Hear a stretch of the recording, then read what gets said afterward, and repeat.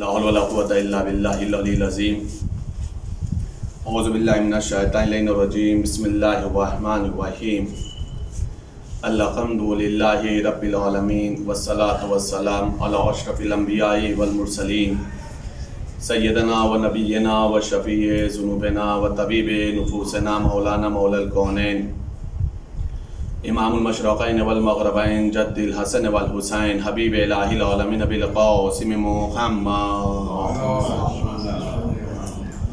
وعلی بیتہ الطیبین الطاہرین المعصومین المظلومین المنتخبین المنتجبین اما بعد فقد قال اللہ تبارک و تعالی فی القرآن الکریم وهو اصدق القائلین وقولہ الحق بسم اللہ الرحمن الرحیم یا ایہا الذین آمنوا اتقوا اللہ وکونوا مع الصادقین صلوات پڑھتے پر محمد وعلی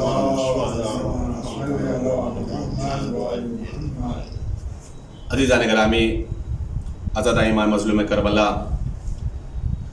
قرآن کریم کی بہت ہی مشہور و معروف آیت مبارکہ ہے کہ جس کے اندر خداوند عالم ایمان والوں کو مخاطب کرنے کے بعد دو چیزوں کا حکم دے رہا ہے، ایک تقوی الہی کو اختیار کرو اور دوسرے سچوں کے ساتھ ہو جاؤ۔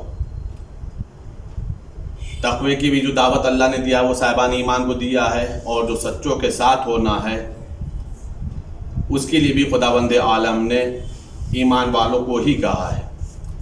سب سے پہلے انسان کو ایمان لانا ہے، پھر تقوی الہی کو اختیار کرنا ہے، اور پھر سچوں کے ساتھ ہو جانا ہے۔ تقوی الہی کہتے کسے ہیں؟ تقوی الہی کی جو سب سے آسان تعریف کی گئی ہے، کم سے کم انسان واجبات کو بجا لاتا ہو اور اپنے آپ کو حرام امور سے بچاتا ہو، واجبات کی ادائیگی کرتا ہو، جو اللہ نے اس کے اوپر واجب کیے ہیں ان چیزوں کو بجا لاتا ہو، اور جن چیزوں کو خداوند عالم نے حرام قرار دیا ہے اس سے وہ اجتناب کرتا ہو۔ اس کا سب سے مختصر تقوی کی تعریف یہ ہے، اور سب سے کم تر تقوی اسے کہا جاتا ہے۔ سب سے چھوٹا تقوی جو درجے کا ہے اس کا نام یہ ہے کہ انسان واجبات پر عمل کرے اور اپنے آپ کو حرام چیزوں سے بچاتا ہو۔ لیکن اگر انسان تقوی الہی کو اختیار کر لیتا ہے تو وہ بہت بڑے سرمایے کا مالک ہو جاتا ہے۔ ظاہر سی بات ہے، اگر تقوی الہی کو انسان اختیار کر لے گا تو اب اسے یہ کہنے میں اچھا لگے گا کہ علی امام المتقین ہیں اور ہم صاحب تقوی ہیں تو علی ہمارے امام ہیں، یعنی ایک رشتہ جڑ جائے گا علی سے۔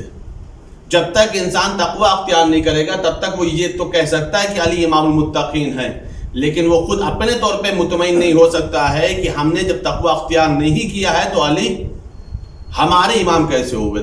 غور فرما عزیزان گرامی، اس لیے کہ امیر المومنین کے لیے یہ دو لفظ بہت ہی عجیب ہیں، ایک امام المتقین اور ایک امیر المومنین۔ علی سب کے امیر نہیں ہیں، علی مومنین کے امیر ہیں۔ علی سب کے امام نہیں ہیں، علی متقین کے امام ہیں۔ یعنی اگر اپنے آپ کو تقوی والا بنا لے انسان، صاحب تقوی ہو جائے، تقوی اختیار کر لے، تو پھر وہ اس گروہ میں، اس گروپ میں آ جاتا ہے۔ اب اس بات کو آپ محسوس کریے کہ تقوی ہے کیا چیز، تقوی کہتے کسے ہیں، تقوی کی ضرورت کیا ہے۔ اس چیز کو اگر سمجھنا ہے تو میں چھوٹی چھوٹی ایک دو باتوں کو پیش کر رہا ہوں بالکل سامنے کی۔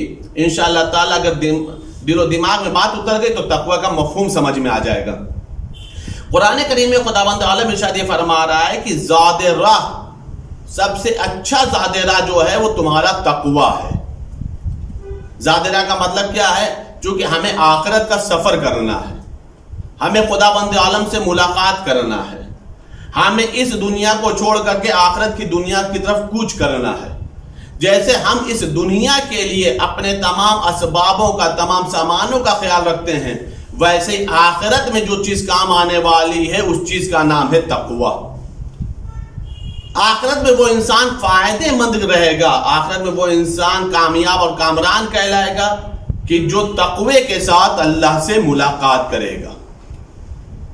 تقوی کا سب سے چھوٹا فائدہ کیا، اس بات کو آپ محسوس کریے گا۔ مولا متقیان حضرت علی ابن ابی طالب علیہ السلام، مولا متقیان حضرت علی ابن ابی طالب علیہ السلام فرما رہے ہیں کہ اگر تقوی کے ساتھ تم نے کوئی بھی عمل انجام دیا ہے تو اسے چھوٹا مت سمجھو. غور کریے گا، چھوٹی سی حدیث ہے لیکن کتنے زیادہ فائدہ مولا نے بیان فرمایا ہے. مولا فرما رہے اگر تم نے تقوی کے ساتھ کوئی بھی عمل انجام دیا ہے تو اس عمل کو چھوٹا نہ سمجھو. کیوں؟ مولا خود ہی جواب دے رہے ہیں. مولا فرما رہے ہیں اس لیے کہ جو عمل قبول ہو جائے وہ چھوٹا نہیں ہوتا.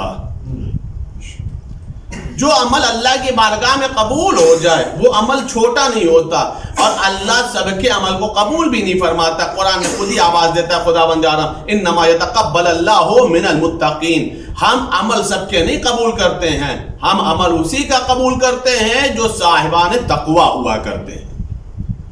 تو اگر تقوی کے ساتھ چھوٹا سا بھی عمل ہے وہ ہماری نگاہ میں چھوٹا ہو سکتا ہے، جزا کے اعتبار سے وہ عمل بہت بڑا ہے.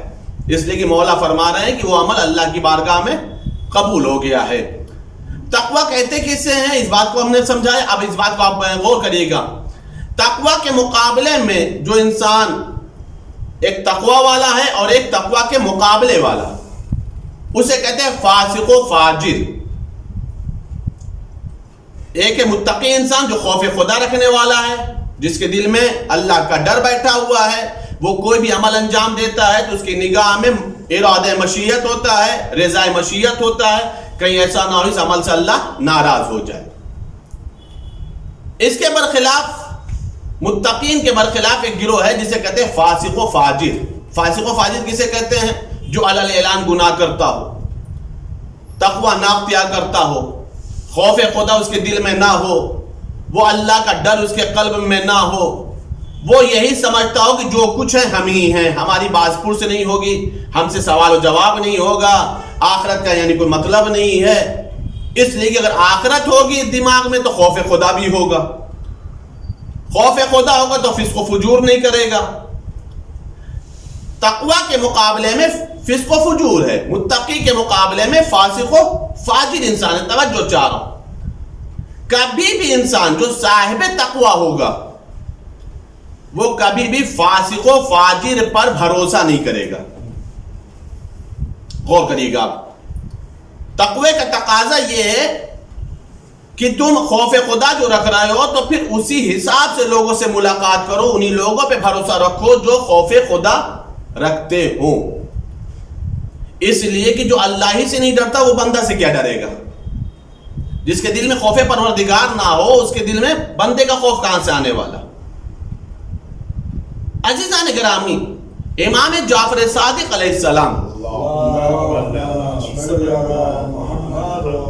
اور فرمائیے گا متقی کے مقابلے میں فاسق و فاجر ہے، تقوی کے مقابلے میں فسق و فجور ہے. تقوی والا وہ ہے جو اللہ سے ڈرتا ہے، جو فسق و فجور کرتا ہے وہ اللہ سے نہیں ڈرتا ہے. متقی کا شیوہ یہ ہونا چاہیے کہ وہ فاسق و فاجر کے اوپر بھروسہ نہ کرے. توجہ چاہ رہا ہوں، غور کریے گا. امام صادق علیہ السلام کے بڑے بیٹے ہیں جن کا نام ہے جناب اسماعیل، جو جناب امام صادق کی زندگی میں ہی انتقال کر گئے تھے. جو امام صادق علیہ السلام کی زندگی میں ہی انتقال کر گئے تھے. ان کی ایک پوری تاریخ، ان کی پوری ہسٹری ہے، بلکہ ایک عالم اسلام ایک فرقہ بھی ہے جو انہی سے منسوب ہو گیا ہے. بہرحال جناب اسماعیل علیہ السلام نے کچھ مال جمع کیا، کچھ دولت جمع کی، محنت سے مشقت سے کچھ جناب اسماعیل نے مال و زر جمع کیا، دولت جمع کی. ان کا ارادہ تھا کہ ہم اس مال و دولت سے کچھ کاروبار کریں. غور کریے گا فاسق و فاجر کا مزاج کیا ہے، امام نے کیا سمجھایا اور جناب اسماعیل کو سمجھایا، اپنے بیٹے کو سمجھایا. امام صادق نے مال و زر کو جمع کیا. اب پریشان یہ ہے کہ یہ کاروبار کیسے شروع کرے. معلوم یہ ہوا کہ ایک قریشی انسان یمن جا رہا ہے. انہوں نے امام صادق علیہ السلام سے پوچھا کہ یہ بتائیے کہ کیا ہم اپنا مال اور زر اسے دے دیں تاکہ وہ یمن سے کچھ ایسا سامان لے کر کے آئے جو ہم یہاں پر تجارت کریں، کاروبار کریں. مولا نے فرمایا لیکن لوگ تو یہ کہتے ہیں، لوگ یہ بتاتے ہیں کہ وہ شراب پیتا ہے. جیسے تم مال و زر دینا چاہ رہے ہو، مال و دولت دینا چاہ رہے ہو اور یمن سے کاروبار کے لیے سامان منگانا چاہ رہے ہو، لیکن لوگ تو یہ مومنین تو یہ کہتے ہیں کہ وہ انسان صحیح نہیں، فاسق و فاجر ہے، وہ شراب پیتا ہے، کھلے عام گناہ کبیرہ انجام دیتا ہے، تم اس کے اوپر کیسے بھروسہ کر سکتے ہو؟ جناب اسماعیل کو یہ بات سمجھ میں نہیں آئی. نہ مومنین کی بات کو مانا انہوں نے، نہ مولا کی بات کو مانا، اور نتیجہ کیا ہوا کہ یہ پورا انہوں نے جو مال جمع کیا تھا محنت سے اس یمنی شخص کو دے دیا، قریشی شخص کو دے دیا. وہ یمن گیا اور اس نے پورا مال ضائع اور برباد کر دیا. ان کے لیے یمن سے کوئی سامان لے کر کے نہیں آیا.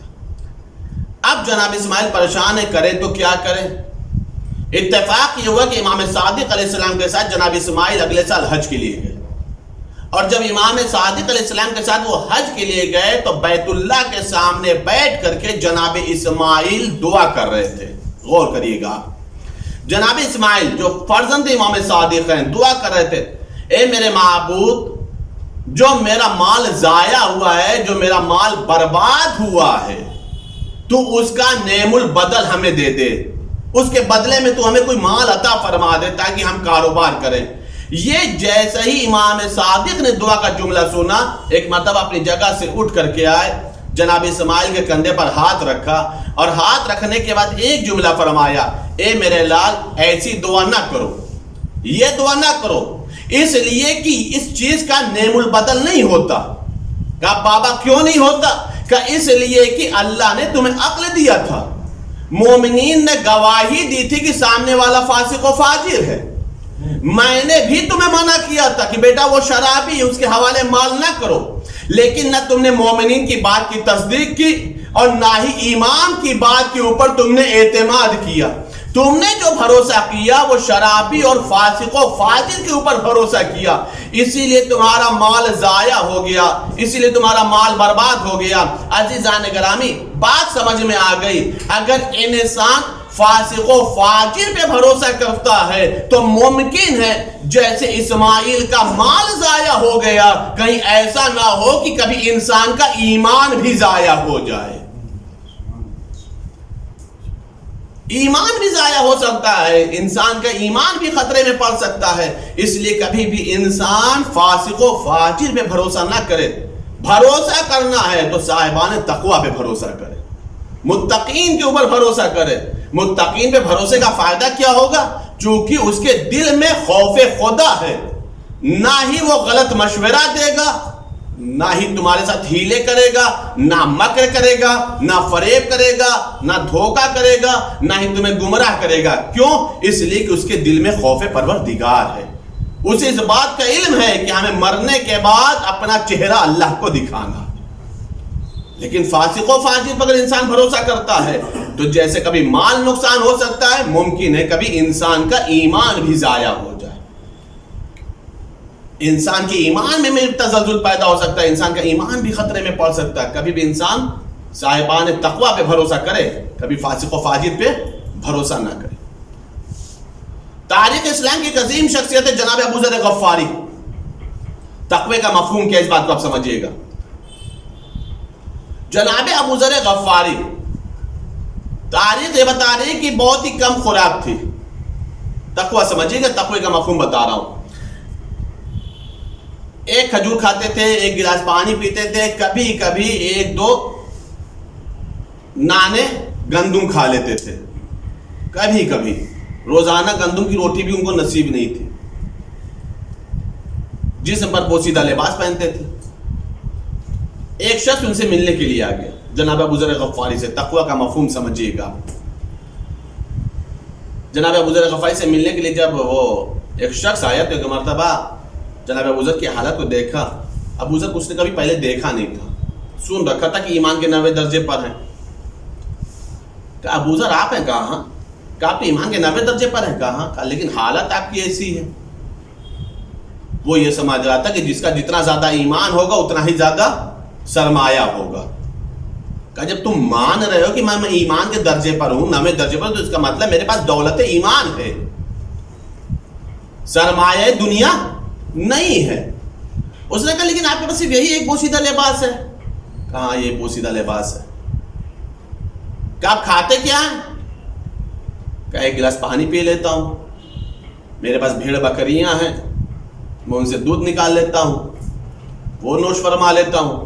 کبھی کبھی جو گندم کی، کبھی جو کی روٹی کھا لیتا ہوں، کبھی کھجور کھا لیتا ہوں. کہ لیکن آپ کے پاس کوئی سرمایہ نہیں ہے، آپ تو بہت ہی زیادہ محتاج لگ رہے ہیں، بہت ہی زیادہ ضرورت مند لگ رہے ہیں. جس کی جیسی نگاہ،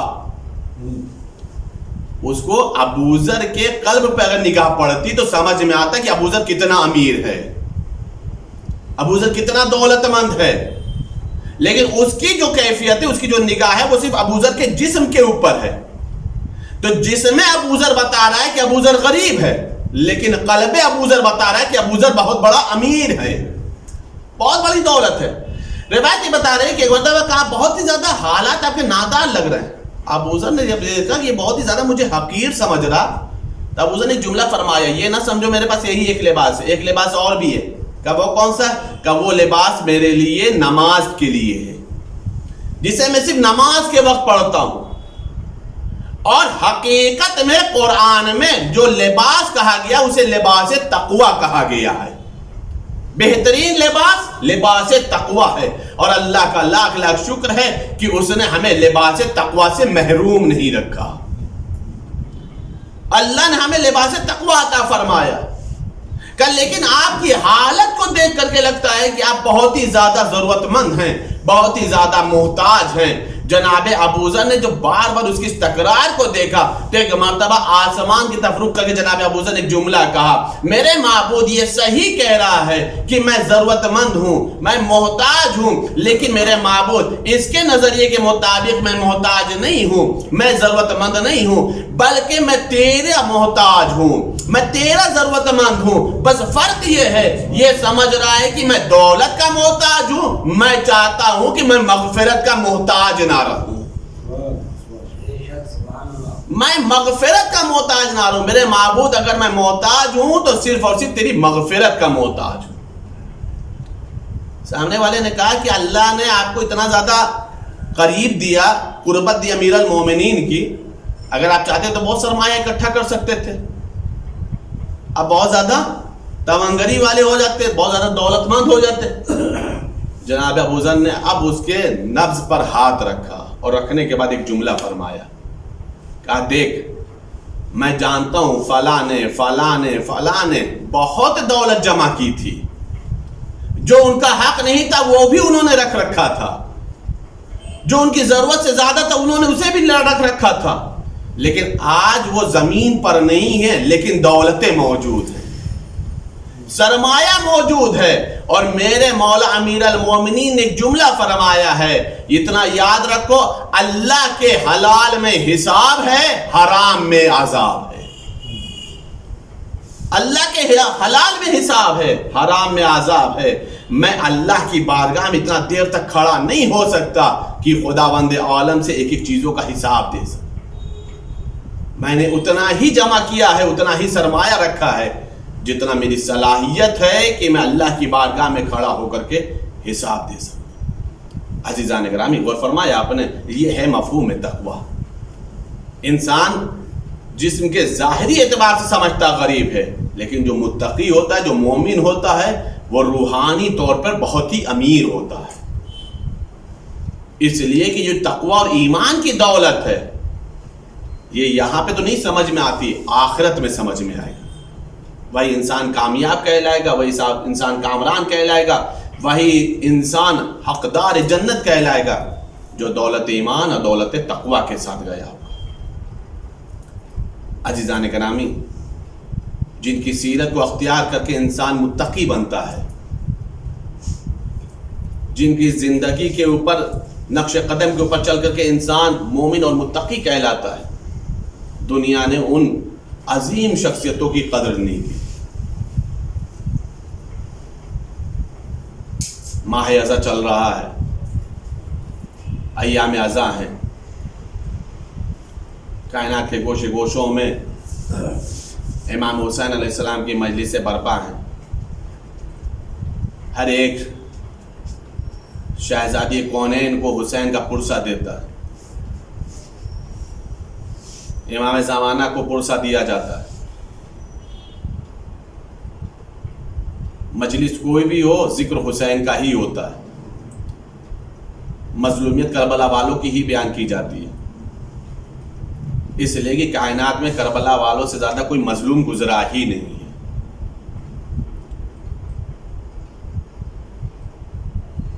ایسے مظلوم ہیں کہ امام زمانہ ان کے اوپر دن و رات گریا کرتے ہیں. رونا بھی چاہیے، اس لیے کہ حسین کی مظلومیت پر صرف انسان ہی نہیں روئے ہیں، ملائکہ نے آنسو بہائے ہیں، جناتوں نے آنسو بہائے ہیں، سمندر کے اندر، دریاؤں کے اندر مچھلیوں نے حسین پر گریا کیا ہے، فضاؤں میں چرند اور پرندوں نے حسین پر آنسو بہایا ہے. سوچنے والی بات ہے آخر حسین کی مظلومیت کیسی تھی کہ کائنات کا ذرہ ذرہ، کائنات کی ایک ایک مخلوق حسین کے اوپر اشکبار ہے، کائنات کا ذرہ ذرہ حسین کے اوپر آنسو بہا رہا ہے. بلکہ مقاتل نے تو یہاں تک لکھا ہے کہ امام حسین علیہ السلام کی شہادت کے بعد، امام حسین علیہ السلام کی شہادت کے بعد بیت المقدس سے جو بھی پتھر اٹھایا جاتا تھا زمین سے تازہ خون ابلتا تھا، زمین سے تازہ خون ابلتا تھا. آسمان کے اوپر سرخی تھی جو 40 روز تک ایسے لگتا تھا جیسے خون آلود ہو. عزادارو یہ کیوں ہے؟ اس لیے کہ حسین اس مظلومیت سے ذبح کیے گئے، حسین اس مظلومیت سے قتل کیے گئے ہیں کہ اولین اور آخرین میں اس انداز سے نہ کوئی مارا گیا ہے، نہ کوئی شہید کیا گیا ہے، نہ کوئی قتل کیا گیا ہے. ظاہر سی بات ہے کبھی کوئی ایک مارا جاتا ہے، کوئی ایک قتل کیا جاتا ہے، لیکن حسین نے 72 کے ساتھ شہادت پیش کی ہے. اکیلے ایک حسین نے 70 جنازے اٹھائے ہیں، اور وہ جنازے بھی کیسے کیسے، کوئی شبیہ پیغمبر ہے، کوئی ثانی حیدر قرار ہے، کوئی بھائی کی نشانی ہے، کوئی جون ابو ذر جو کوئی جون ہے، عزادارو کوئی بچپن کا دوست حبیب ہے، کوئی نانا کا صحابی مسلم ابن اوسجا ہے.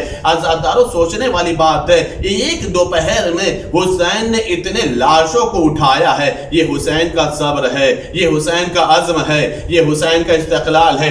خود امام حسین کے جسم اطہر پر اتنے زیادہ زخم تھے کہ روایت بتا نہیں پاتی ہے کہ حسین کے جسم اطہر کتنا زیادہ زخمی تھا، کس قدر خون آلود تھا، کتنا حسین خون میں ڈوبا ہوا تھا. یہی تو وجہ تھی نازادارو کہ چوتھے امام حضرت امام سجاد کا پوری زندگی کربلا کے واقعے کے بعد جب تک امام سجاد زندہ رہے ہمیشہ اپنے بابا کو یاد کر کر کے روتے تھے. اگر وضو کے لیے پانی آتا تھا تو اتنا روتے تھے کہ پانی مضاف ہو جاتا تھا، اگر کھانے کے لیے دانا پانی آتا تھا تو اتنا روتے تھے کہ کھانا کھانے کے لائق نہیں رہ جاتا تھا. عزادارو دن رات چوتھے امام صرف اور صرف اپنے بابا کی مظلومیت کو یاد کر کے رویا کرتے تھے. روایت بتا رہی مولا کا ایک صحابی ہے جس کا نام منہال کوفی ہے. منہال کوفی آیا، اس نے دیکھا مولا رو رہے ہیں، ہاتھ جوڑ کر اس نے سوال کیا مولا ارے کب تک روئیے گا؟ اے میرے مولا اپنے آنسو کو تھام لیجئے، اے میرے مولا اب آنسو نہ بہائیے. مولا نے فرمایا منہال تو نے انصاف نہیں کیا. ارے یعقوب کا ایک بیٹا، یعقوب کا ایک بیٹا صرف اور صرف نظروں سے اوجھل ہو گیا تھا تو یعقوب اتنا روئے تھے کہ آنکھوں کی بصارت چلی گئی تھی. ارے ہمارے 18 یوسف رولا رولا کے ذبح کر دیے گئے. میرے بابا کے سامنے نونہال قتل کر دیے گئے. میرا چچا میرا بھائی عبال اکبر مارا گیا، میرا چچا عباس مارا گیا. ایک مرتبہ منہال ایک جملہ کا آقا ارے صبر کر لیجئے، اس لیے کہ شہادت تو آپ کے سر کا تاج ہے، شہادت تو آپ کی میراث ہے. مولا نے روتے روتے جملہ فرمایا منہال پھر بھی تو نے انصاف نہیں کیا. اے منہال ارے شہادت ہمارے گھر کی میراث ہے، کیا ہمارے گھر کی بہو بیٹیاں ماں بہنوں اور پھوپھیوں کا بے ردا بے مقلا و چادر دیار با دیار پھرایا جانا یہ کسی کی میراث نہیں، یہ سید سجاد کی مظلومیت. سیعلم الذین ظلموا ای منقلب ینقلبون انا للہ و انا الیہ راجعون. پانے وقت جو واسطہ محمد علیہ محمد کا مختصر لیکن اہم اعمال کو قبول فرما. ہمارے عشق ذکر مال زہرہ میں جگہ عطا فرما. ہمارے عشق ذکر مال شفاعت و نجات کی ضمانت بنا. عزا امام حسین کو قبول فرما. عزاداری امام حسین کائنات کے گوشے گوشے موری میرے ماں تمام عزاداروں کی حفاظت فرما. میرے معبود تجھے سید سجاد کی مظلومیت کا واسطہ تمام مولا امام سجاد کے عزاداروں کو میرے معبود حفظ و امان عطا فرما. اس وبائی مرض کا خاتمہ فرما. سب کے رزق روزی میں اضافہ فرما. سب کی غربت کو دور فرما. امام سجاد کی مظلومیت کا واسطہ ائمہ بقیع اور شہزادی کونین کی روزوں کی تعمیرات کا اسباب مہیا فرما. ہم سب کے تمام اتباعِ عالی حج بیت اللہ عزت نصیب فرما. میرے معبود جو بے اولاد انہیں صاحب اولاد بنا، جو صاحبان اولاد ان کی اولادوں کی حفاظت فرما، جو بے مکان ان سب کو صاحب مکان بنا. ہم سب کو دولت ایمان، دولت تقوی، ولایت اہل بیت دامن قرآن سے متمسک رہ. جتنے مرحومین ہیں ان سب کو جوار معصومین میں جگہ عطا فرما. امام زمانہ کو سلامتی عطا فرما. میرے معبود سلامتی امام زمانہ کے طفیل میں ہم سب کو سلامتی عطا فرما. امام زمانہ کے ظلم میں تعجیل فرما. ہم سب کو ان کے اعوان و انصار میں شمار فرما. اللہم تقبل منا انک انت السمیع العلیم. بحق محمد و آل الطاہرین. گزارش ہے مرتبہ سورہ الحمد 3 مرتبہ سورہ توحید کی تلاوت فرما کر کے تمام مرحومین کی روح کو حساب. زیارت وارثہ. السلام علیکہ یا ابا عبداللہ. السلام علیکہ یا ابن رسول اللہ. السلام علیکہ ورحمۃ اللہ وبرکاتہ. السلام علیکہ یا وارث آدم صفوۃ اللہ. السلام علیکہ یا وارث نوح نبی اللہ. السلام علیکہ یا وارث ابراہیم خلیل اللہ. السلام علیکہ یا وارث موسیٰ کلیم اللہ. السلام علیکہ یا وارث عیسیٰ روح اللہ. السلام علیکہ یا وارث محمد حبیب اللہ. السلام علیکہ یا وارث امیر المؤمنین. السلام علیکہ یا ابن محمد المصطفیٰ. السلام علیکہ یا ابن علی المرتضیٰ. السلام علیکہ یا ابن فاطمۃ الزہرا. السلام علیکہ یا ابن خدیجۃ الکبریٰ. السلام علیکہ یا سار اللہ وابن سارہ والوتر الموتور. اشہد انک قد اقمت الصلاۃ وآتیت الزکاۃ وامرت بالمعروف ونہیت عن المنکر واطعت اللہ ورسولہ حتی اتاک الیقین. فلعن اللہ امۃ قتلتک ولعن اللہ امۃ ظلمتک ولعن اللہ امۃ سمعت بذلک فرضیت بہ. یا مولایا یا ابا عبداللہ اشہد انک کنت نورا فی الاصلاب الشامخہ والارحام المطہرہ لم تنجسک الجاہلیۃ بانجاسها ولم تلبسک من مدلہمات ثیابها. واشہد انک من دعائم الدین وارکان المؤمنین. واشہد انک الامام البر التقی الرضی الزکی الہادی المہدی. واشہد ان الائمۃ من ولدک کلمۃ التقوی وعلام الہدی والعروۃ الوثقی والحجۃ علی اہل الدنیا. واشہد اللہ وملائکتہ وانبیاءہ ورسولہ انی بکم مومن وبعیابکم موقن بشرع دینی وخواتیم عملی وقلبی لقلبکم سلم وامری لامرکم متبع. صلوات اللہ علیکم وعلی ارواحکم وعلی اجسادکم وعلی اجسامکم وعلی شاہدکم وعلی غائبکم وعلی ظاہرکم وعلی باطنکم. زیارت جناب علی ابن الحسین علیہ السلام. السلام علیکہ یا ابن رسول اللہ. السلام علیکہ یا ابن نبی اللہ. السلام علیکہ یا ابن امیر المؤمنین. السلام علیکہ یا ابن الحسین الشہید. السلام علیکہ ایھا الشہید وابن الشہید. السلام علیکہ ایھا المظلوم وابن المظلوم. لعن اللہ امۃ قتلتک ولعن اللہ امۃ ظلمتک ولعن اللہ امۃ سمعت بذلک فرضیت بہ.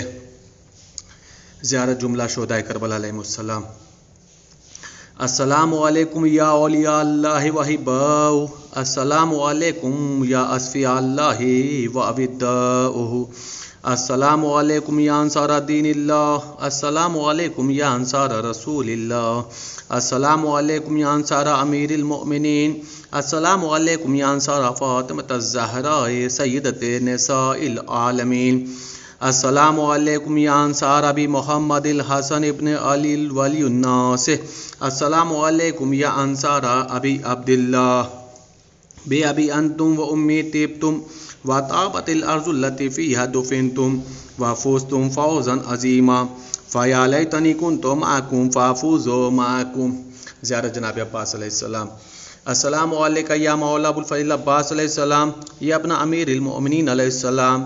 السلام علیکہ ایھا العبد الصالح المطیع للہ ولرسولہ. اشہد انک قد جاہدت ونصحت وصبرت حتی اتاک الیقین. لعن اللہ الظالمین لکم من الاولین والآخرین والحقهم بدرک الجحیم. السلام علیکہ یا افضل الشہداء. السلام علیکم ورحمۃ اللہ وبرکاتہ. السلام علیکم یا غریب الغربا، السلام علیکم یا معین الضعفاء والفقراء، السلام علیکم یا شمس الشموس، السلام علیکم یا انیس النفوس، السلام علیکم یا سلطان العرب والعجم، السلام علیکم یا ابو الحسن یا علی ابن موسیٰ رضا، السلام علیکم ورحمۃ اللہ وبرکاتہ، السلام علیکم یا صاحب العصر والزمان، الامان الامان الامان من فتنة الزمان، السلام علیکم یا شیخ القرآن، السلام علیکم یا خلیفۃ الرحمن، السلام علیکم یا امام زمانہ ھذا، عجل اللہ تعالی فرجک وسہل اللہ تعالی مخرجک وظہورک واجعلنا من اعوانک وانصارک ورحمۃ اللہ وبرکاتہ۔